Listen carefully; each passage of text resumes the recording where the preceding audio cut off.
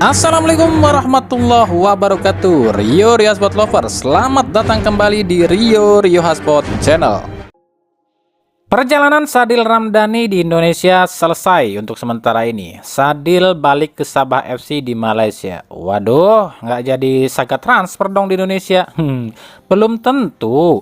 Sadil kemarin memang ke Indonesia dengan tujuan buat nego dengan beberapa klub. Kalau nggak salah tuh ada 4 klub yang nego dengan Sadil, yakni Borneo FC, Arema, Dewa United, dan Persib Bandung. Dan belum diketahui klub mana yang mendapatkan Sadil ya. Meskipun menurut pihak Borneo ini meminta Sadil ini ke Persib, sementara pihak Arema kalau memang Sadil nggak memilih Arema, dimintanya Arema ini Sadil ini ke Dewa United. Ya, kita tunggu aja nanti di tanggal 4 Agustus saat Persib launching tim. Apakah ada nama Sadil atau enggak? Nah, saat ini Sadil ini lagi coba ngomong dulu nih ke pihak Sabah FC untuk minta izin atau pamit mungkin ya. Dan kalau diizinkan sama Sabah FC sih ya mungkin kemungkinan akan out. Tapi kalau nggak diizinkan ya tim-tim Liga 1 gigit jari. Soalnya kemarin masih ada juga yang nanya di DM Instagram nih yang bilang gini nih, kalau Sadil didapetin Dewa United bisa nggak Persib ngedapetin Egy Maulana Fikri dari Dewa United? Lah kok Egy sih? Sadil itu setahu kami ke Persib cuy ya. Kalau nggak ke Persib berarti dia ini dideketin sama klub lain atau mungkin dia nggak dilepas sama Sabah FC. Karena setahu kami ya, Sadil itu prosesnya sekarang udah sampai 80% pasti ke Persib lu ya. Jadi tinggal tunggu aja nanti di tanggal 4 nih. Apakah ada nama Sadil diumumkan di pemain baru Persib? Kalau nggak ada berarti ada 3 kemungkinan. Yang pertama, Sadil memang nggak dilepas sama Sabah FC karena Sadil kan masih milik Sabah FC. Yang kedua, proses perpindahannya belum kelar, jadi belum bisa diumumin sama Persib. Yang ketiga, memang nggak ke Persib. Itu aja sih, jadi tunggu aja ya. Tapi jangan kaget tiba-tiba gok aja Persebaya yang ngumumin Sadil. Nah lo. Intinya untuk Sadil Ramdhani ini, kalau memang dalam waktu dekat ini belum ada klub yang ngumumin, tunggu sampai akhir bursa transfer ya. Karena selama bursa transfer belum ditutup, segala kemungkinan masih bisa terjadi dan proses pun masih terus berjalan. Pihak Persib sendiri melalui Boyan Hodak mengaku nggak mau ambil pusing soal Sadil Ramdhani. Sadil mau gabung Persib syukur, nggak mau gabung Persib juga nggak apa-apa. Toh Hodak kayaknya udah cukup puas nih dengan skuad saat ini meskipun 2 posisi yang Hodak incar ini kayaknya sulit didapat ya. Yakni nambah 1 back dan nambah 1 striker. Tapi ya udahlah ya, karena memang terbentur regulasi yang namanya financial fair play.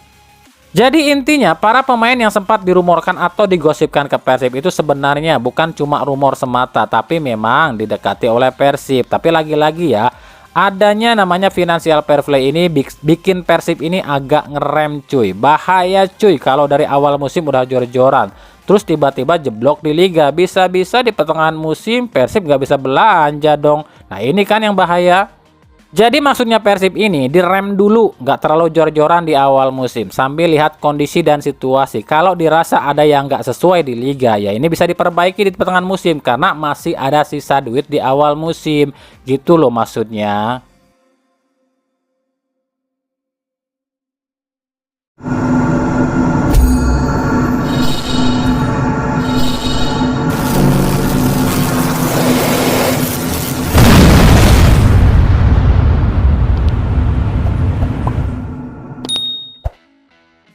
Dari Semen Padang, di tengah upaya Semen Padang untuk bertahan di Liga 1 musim ini, Semen Padang harus dihadapkan satu tantangan oleh PSSI, yakni Semen Padang wajib memainkan Ikram Al-Ghifari sebagai kiper utama.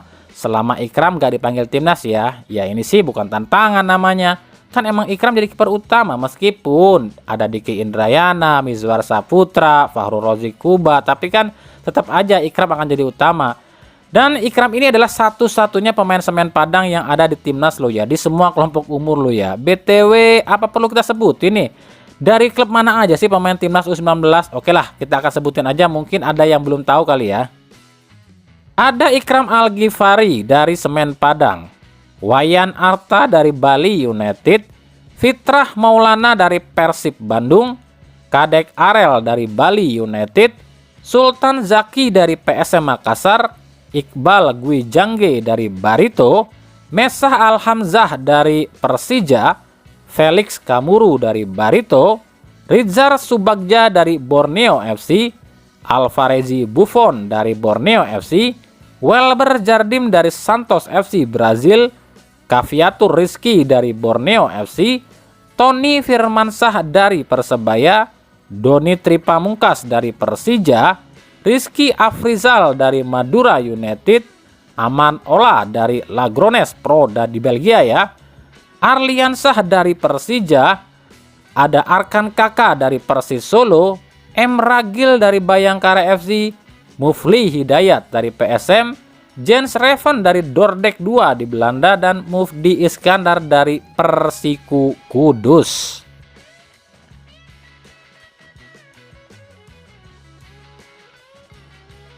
Nah, bicara soal timnas U19, ini kan Indra Syafri rencananya akan lakukan TC atau latihan untuk kualifikasi Piala Asia di tanggal 10 Agustus nanti nih.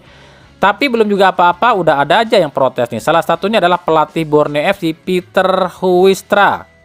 Huistra mengaku nggak akan melepas Alvarezi Buffon ke timnas U19 sebab Huistra bilang Buffon ini digaji oleh klub dan dibesarkan oleh liga, jadi jangan kelamaan di timnas karena liga yang utama dan klub itu yang pemilik dari Buffon, itu kata Huistra ya. Ini nih yang bikin emosi Erick Thohir nih kalau gini nih. Padahal kan di awal liga udah ada perjanjian tuh, jika pelatih manapun nggak boleh melarang atau menahan pemainnya untuk dipanggil ke timnas. Ini lagi-lagi ya, Belanda ini bikin susah timnas Indonesia. Udahnya Martin Paes dibikin susah, dibikin sengketa dan lain-lain. Sekarang pelatih Belanda pun coba mempersulit timnas Indonesia. Padahal ya, kalau timnas Belanda main, itu supporter pendukung yang paling banyak dari Indonesia loh. Nggak tahu diri banget nih company ini. Ya kita lihat nanti aja nih seperti apa reaksi dari Erick Thohir melihat hal ini. Betul emang Borneo FC ini banyak pemainnya yang diambil ke timnas. Ada di AFF, belum lagi ada di U16, U19. Tapi kan bukan Borneo FC aja yang paling banyak diambil pemainnya. Ada Persib, Persija, PSM pun banyak tuh diambil pemainnya. Dulu ada Thomas Doll di Persija yang sama kayak Wistra gini nih, menentang mulu sama PSSI. Tapi sekarang kan udah diganti tuh sama Carlos Peña tuh di Persija kan. Belum tahu juga nih Carlos Peña-nya kayak apa nih untuk timnas nih. Bernardo Tavares di PSM udah mulai lunak nih. Kalau Boyan Hodak di Persib sih nggak pernah protes ya. Dia sih oke-oke aja kalau buat timnas ya. Lah ini Huistra dari musim ke musim masih aja mempersulit timnas. Sakit hati kali ya si Huistra ini sama PSSI karena dulu pernah jadi pelatih PSSI, pelatih timnas, tapi nggak sempat melatih. Nah mungkin masih sakit hati kali ya. Lalu bagaimana dengan nasib Maurizmo Hinoke? Ini kami pun belum tahu ya, sebab belum ada pernyataan apapun dari pihak PSSI. Tapi setahu kami di PSSI ini lagi coba nyari berkas-berkas Maurizmo Hinoke nih. Memang orang tua Maurizmo Hinoke ini orang Suriname dan Prancis, tapi memang keturunan Maluku. Nah kita akan lihat nih, apakah orang tua Maurizmo Hinoke ini masih punya berkas-berkas asal Indonesia apa enggak, minimal KTP atau paspor gitulah.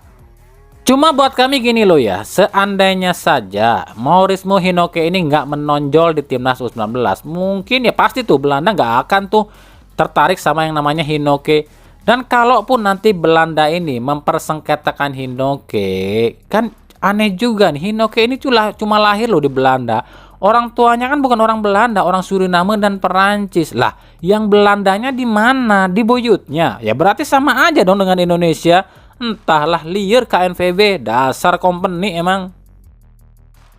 Nah yang terbaru ini Arya Sinulinga di podcastnya bersama Valentino Jebret bilang nih ada 2 tambahan amunisi buat timnas, tapi bukan striker ya, tapi gelandang dan juga back. Dan 2 pemain ini bukan yang lagi rame digosipin. Buat kami ya, mau siapapun itu terserah. Yang penting dia ini royal sama timnas dan bukan cuma cari pamor atau duit. Tapi ya kenapa sih back lagi, gelandang lagi, kenapa nggak striker gitu loh? STY aja berkali-kali minta loh tambahan 4 striker baru lagi, tapi belum bisa juga dipenuhi sama PSSI. Paham dong sekarang betapa sulitnya nyari striker untuk timnas Indonesia. Jadi kami mohon ya, jangan ada orang yang menghujat para pemain timnas khususnya striker ya. Kalau dia bapuk atau nggak bisa nyetak gol, jangan dihujat, tapi beri motivasi. Kita apresiasi aja mereka para striker-striker ini yang udah mau lu ngebela timnas Indonesia, seperti Jens Reven, Ragnar, Rafael Struwik. Mereka udah mau bela timnas Indonesia aja, kita udah terima kasih loh, sebab masih banyak striker keturunan lain yang belagu sama Indonesia. Paham kalian?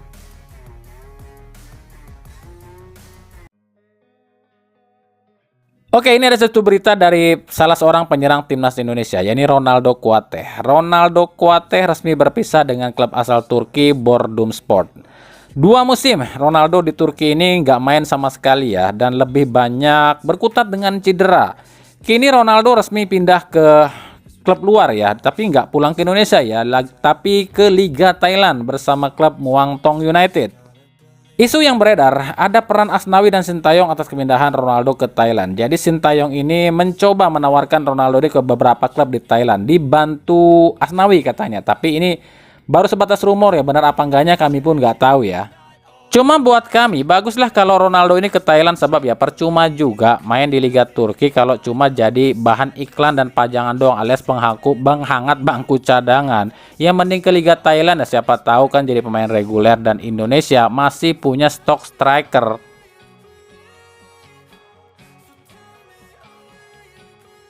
Almer Apparel sebagai apparel jersey lokal baru aja meluncurkan jersey spesial untuk HUT RI ke-79. Tapi ada yang aneh loh buat kami. Apa yang aneh? Nah, coba kalian perhatikan detail jersey ini baik-baik ya. Kenapa kami kok melihatnya ya, jersey ini tuh mirip banget loh sama jersey yang ada di filmnya The Simpsons ya, yang dipakai timnas Indonesia di film The Simpsons. Logonya ini loh mirip banget dengan logo Adidas. Jangan-jangan jersey ini yang dipakai di film The Simpsons ya, jersey dari apparel ini maksudnya. Sebab ya ada Bagus Kavi sebagai bintang iklan jersey ini. Sama di film The Simpsons pun ada Bagus Kavi. Gimana pendapat kalian? Apakah ini kebetulan atau Almer Apparel ini memang niru film The Simpsons nih?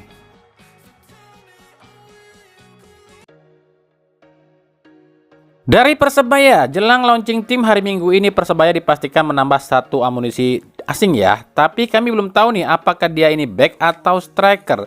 Tapi ada kabar pemain ini tuh dari agennya Agiresi. Kami pun coba cari tahu nih siapa sih pemain dari agen Agiresi. Tapi kan banyak banget. Kalau back itu ada Anderson Sales, Arthur Felix, Eduardo Kau, dan lain-lain. Nah, kira-kira sopo sih rek pemain anyar Persebaya, apakah back atau striker nih? Tapi ya wajar lah kalau Persebaya ini belanja, wong baru aja dapat sponsor gede kok dari Indomie, 100 tahun lagi kerjasamanya. Beh, itu berapa triliun ya nominal kontraknya. Ya masa sih dapat duit segede gitu nggak belanja? Jadi ya ditunggu aja hari Minggu ini.